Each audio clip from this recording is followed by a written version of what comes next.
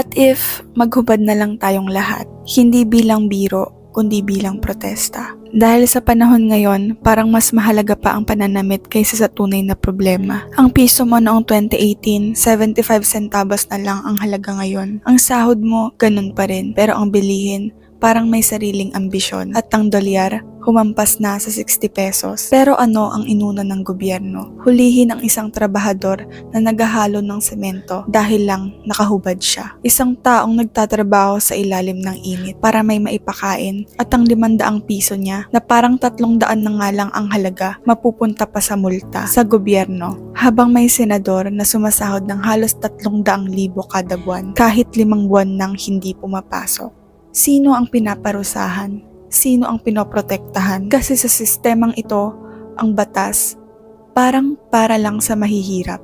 Politika doon, politika dito, politika kahit saan. At ang mga politikong iniluklok, sila pa ang nagrereklamo sa sistemang sila rin lang ang may kagagawan.